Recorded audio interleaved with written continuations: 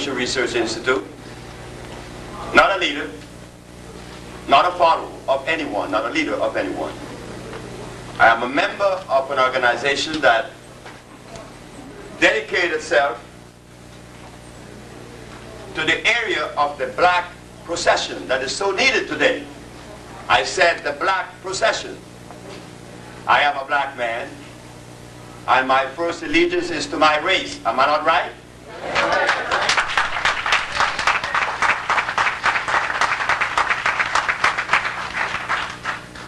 Chinese first allegiance is to himself and the Chinese race.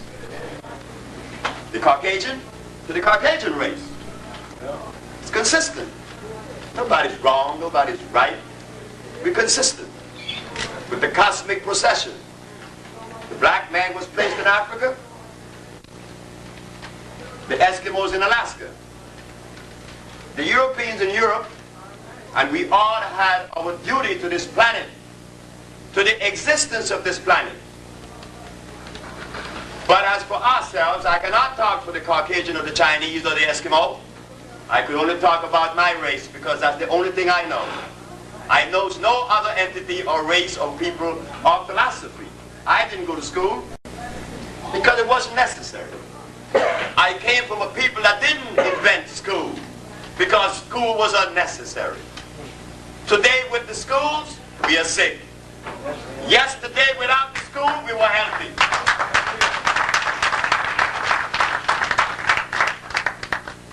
The first part of this journey that we will take, this tedious journey, is about explaining how we cure AIDS. It's not how Sebi cure AIDS. Am I your brother? Yes. So if Sebi or the Ocean Research Institute cure AIDS, who cure AIDS? The black race or Sebi? It is the black race. When the Chinaman does something in China, there isn't one single Chinese that is singled out to say, he is the man that did it. It's the Chinese people. When the Arab does certain things, the Arabs. When the Caucasian, the Caucasian. But with me, it is Sebi. It divorced me from you. I am a sum total of the black race. Am I not? Am I not? Yes. I am you standing here. So what is wrong? I am you. The part of you that you didn't know. Yes, you do. I am not here with something that you are unaware of or didn't know. I am here with something that you forgot. So as a black man, we will introduce to the world a black perspective to pathology and nutrition. We have had the Ayurvedic, which is Indian. It failed. We have had the allopathic, which is European. It failed. We have the microbiotic, where it recommends us to eat rice. Rice is starch, isn't it? Yeah. Starch is carbonic acid. It failed. So let us now introduce one that will complement ours, the black man. The position of the black man was always one of healing. When the black man was found in Africa, did he have prostitution? No. Did he have alcohol? No. Did he have religions? Yes. No, he did not. Nature did not start with religion. Nature only creates those things that are necessary, that supports life. Religion does not support life. Life supports life.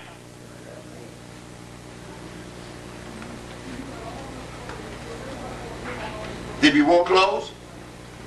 No, we didn't wear any clothes. It was a statement that we were making. But the statement was misunderstood by the foreigners. The visitors said we were naked. And we believed it. They said we were naked. Could you imagine a man standing here without no clothes? Since creation? How old is creation, ladies and gentlemen? Nobody knows. But since creation, we lived in the forests of Africa without no clothes. And one day some strangers came and said, you are naked.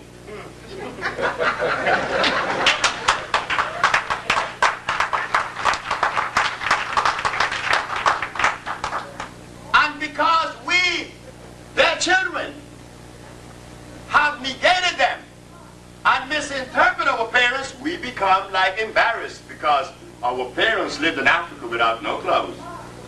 Yes, they have no clothes.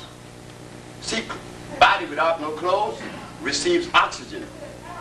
It keeps you calm, it keeps you healthy. With polyester, it deprives you of oxygen. Haven't you heard the policeman in Los Angeles that was jogging with the polyester and fell dead? The deprivation of oxygen. We wore no clothes. No, we didn't. But there was no prostitution. You see? And when our parents ate, they ate from the tree. When they bathed their body, it was in a river without chlorine or 200 chemicals. And they were savages. No. A man that ate the freshest food in the world and bathed in the cleanest river was a savage. Well, let us take a journey, because I am the son of the savage. I am her child. I am their child. I am my mother's son.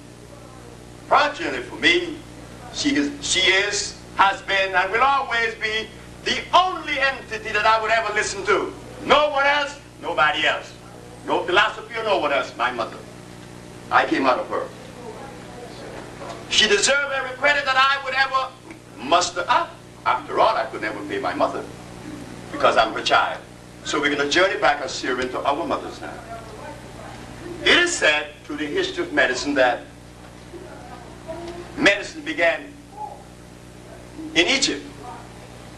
It sure did. Well, if medicine began in Egypt, it said that there was a need for medicine in Egypt. And if there was a need for medicine in Egypt, there was a violation. The people in the parts of Africa need no medicine. They had no doctors.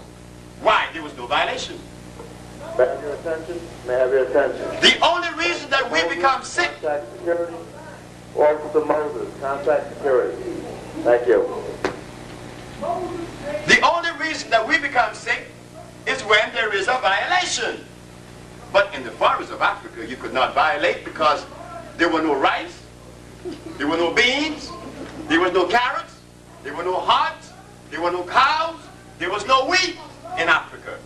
The African did not eat those foods because those foods that I just mentioned that are supposed to be food substances, they are laboratory products. And the black man did not alter nature or add it in any way, remove or add.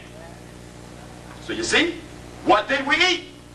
What did the African eat in the forests of Africa that is so necessary to know today? Because our body is in need of it. We are sick. But the anthropologists that came to us, the archaeologists, the paleontologists, the historians, they didn't talk about what our parents ate. What did they talk about? I don't know. Whatever they talked about was of no consequence because now we are sicker than we ever been. But we read all those books. Well, I read no book. So we're going to journey now on a natural perspective, a natural canoe. Since medicine did not begin in the jungles of Africa, and it began in Egypt, we know that there were violations. Hippocrates came years later and brought the science and established the science of the medical science today. Hippocrates in 365 BC. He used herbs too. The question should be asked now, why isn't the physician using herbs today if Hippocrates was the father of medicine? So we find that instead of us understanding, we criticize, like the Usha Institute has been criticized. Well, our parents does not allow us to criticize them. It is time to look at them and worship them, follow them. I stand in front of you today about to give you a lecture on how to cure AIDS and why AIDS exists. Well, that's good and fine. But when I leave from here, what next? You know, like you take a book and you read it, you put it back on the shelf, it has no more use. You read the book, it cost you $50. Now what you gonna do? You learn something? What did we learn? What are we gonna learn this evening? Because this evening is about the family, not about how to cure AIDS. You know why? It takes a second. Like I said to you, I came to you with something that you already know, but you forgot.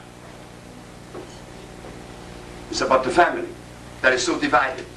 The disease, we talk of AIDS. AIDS is not the disease. It's that rice, and that sugar, that salt, that meat, that cow meat, that carrot. The carrot that you guys jump. I gave a lecture at the WNIB about carrots, and everybody said that I was crazy. But it is fine, it is good. Because the herbs have helped me to understand, to be somewhat patient. The herb teaches that. You see, the herb shows me that when people goes to sleep, some wakes up a little bit earlier than the others. That's natural. If 10 people go to sleep, not all close their eyes at the same time. And when they wake up, some wake up earlier than others.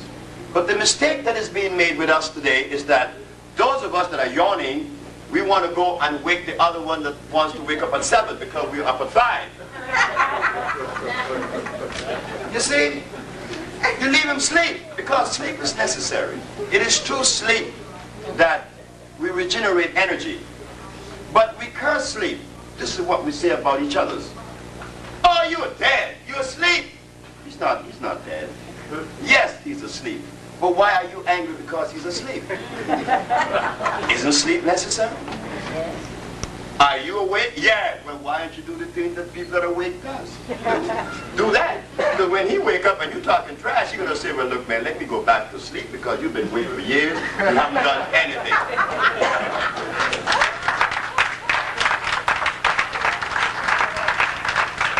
I am not awakened yet. I'm still yawning. Because I was fortunate to find a perspective that came from our mother, through my mother, and through the help of many, many, many other people, much wiser than me because I'm not wise. Because you heard me say I didn't go to school. And to be wise, you have to go to school. Yes, you do. Because if it wasn't that way, then there would not be any schools, right? But I'm not wise. I just happen to get information in my head that is equitable and complementary. I learned that no one is wrong, and that there's no right, there's no wrong, there's no up, there's no down, there's no superior, no inferior. That doesn't exist. So now we're going to go back to AIDS, right? Because that's why you came. You came because of AIDS. Well, what's the difference with AIDS and pneumonia? What's the difference with AIDS and TB? There is no difference.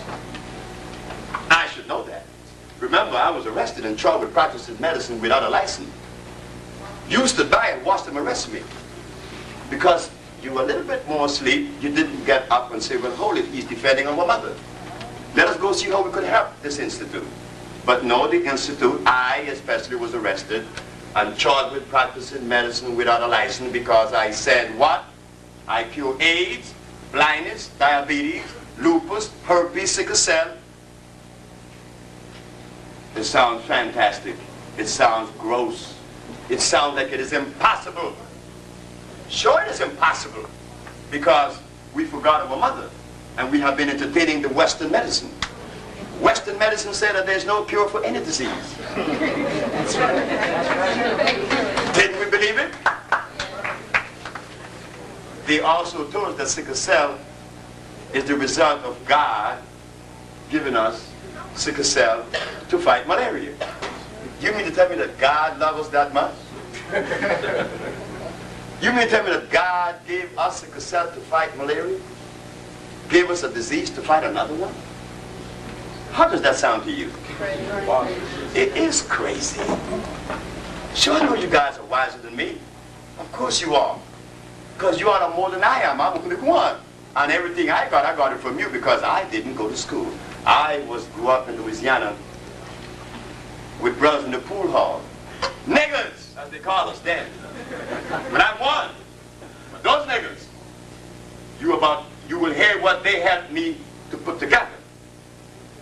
The vocabulary, the consistency, the organization I got from those niggers in those pool halls. So we begin now. They told us that disease is the result of germ, virus, or bacteria. Am I right? Who said that? The Caucasian again. But how do you know that's true? Have we done any research independent to that of the European? He done his research. Fine. The Japanese did his. Good. But what about my mama? My mama needs representation too, isn't it? I want to hear what my mama have to say. Well, my mama said that there's no such thing as a germ, a virus, or a bacteria. What did you say, Dr. Sebi? This is in court. This is the Supreme Court of the United States. The judge said, what did you say?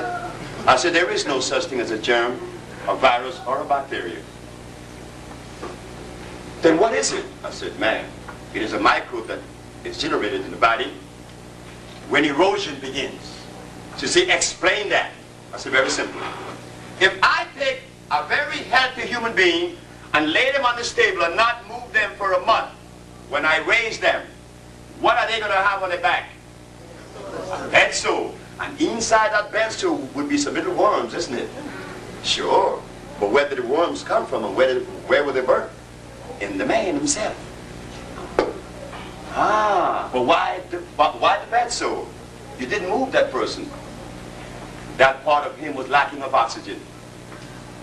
You never see bed sore on the top of the person. You see them on the bottom.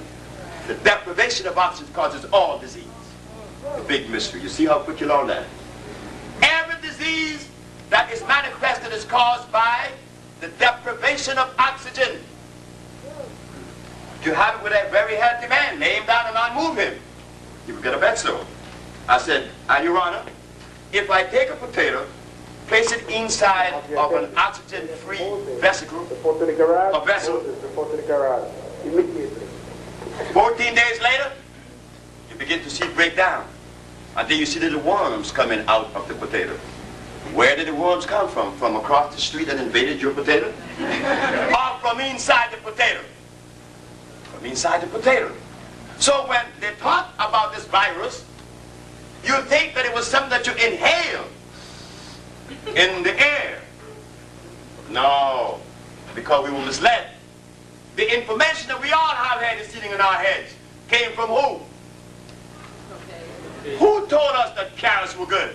Was it our mother? No. So when I say that carrots is no good, why should you get angry with me? You should be happy. But WNIB was not too happy. You see? They were angry. And all the health enthusiasts and the health promoters was offering us carrot juice for vitamin A. But there is nowhere in your body you have vitamin A to use that carrot. So therefore, assimilation is impossible. We go back again to the virus. Then they said, well, we threw out virus, right? Now we go to germ. They said that disease is the result of what? Germ, virus, or bacteria. But we just threw out virus because the man had a bed sore. And he got it because of what? Not moving him. His body was being deprived of oxygen. Now we go internal. When those cells cease to receive oxygen, they break down. And depending where the erosion is taking place, what disease you will have. If the erosion is in the nostril, it is what? Sinusitis. If it's in the bronchial tubes, it's bronchitis. If it's on the lung, it's pneumonia.